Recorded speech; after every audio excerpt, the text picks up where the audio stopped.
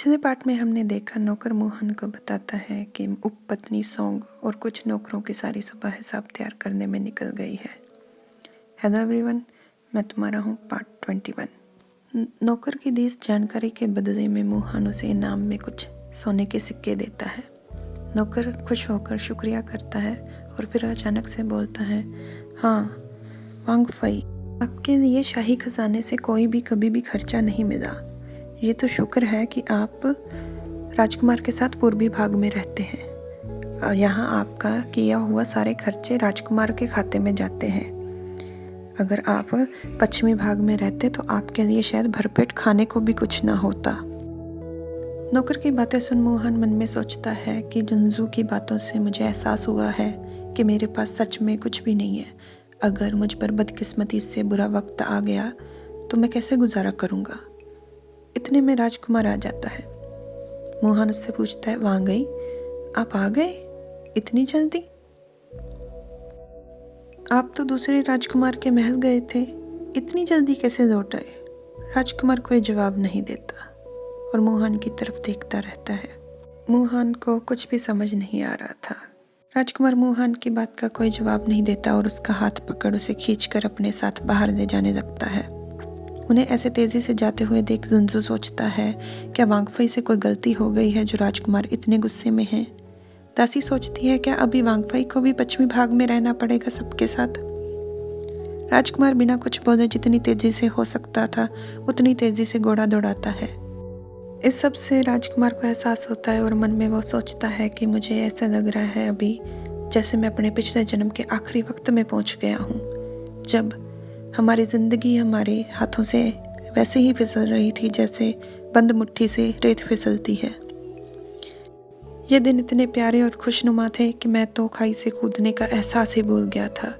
मोहन सोचता है कि इसे हुआ क्या है, कुछ ठीक नहीं लग रहा। राजकुमार मोहन का हाथ पकड़ कसकर पकड़ते हुए मन में सोचता है कि शुक्र है मेरे पास जुनकिंग है। राजकुमार अपना कस्बे वाले महल के युद्ध कला के अभ्यास के मैदान में पहुंचता है। रेनफेंग वहाँ पे अभ्यास कर रहा होता है। राजकुमार उसके साथ द्वंद शुरू कर देता है। राजकुमार के इस तेजी के वार को रेनफेंग संभाल नहीं पाता और बुरी तरह से गिर जाता है। वो मोहन से पूछने की कोशिश करता है कि से वांगफई वांगई को। उसकी बात को टोकते हुए मोहन कहता है कि कमांडर रेन, आप सबको लेकर यहाँ से जाइए, मैं यहीं रुकूंगा वांगई के साथ। बारिश शुरू हो जाती है और बहुत ज़्यादा अंधेरा भी हो जाता है, पर राजकुमार फिर भी नहीं रुकता। मोहन उसे आवाज़ लगाता है, वांगई अंधेरा हो गया है। राजकुमार पर इस बात का कोई असर नहीं होता, उसे जैसे ये बात सुनाई ही नहीं दी थी। मोहन एक कटार उठाता है, राजकुमार की तरफ फेंकते हुए कहता है, जिंग शाओ, शांत हो जाओ। कटार से भाला 2 टुकड़ों में टूट जाता है। राजकुमार भाले से एक जोरदार वार करता है और भाला पूरी तरह से टूट जाता है। राजकुमार के हाथ में चोट लग जाती है। राजकुमार के पास मोहन आता है, उसे पट्टी बांधता है और मोहन राजकुमार को अपने पास सहलाते हुए बेहद प्यार से बैठाते हुए पूछता है, शाओ कुछ हुआ है क्या?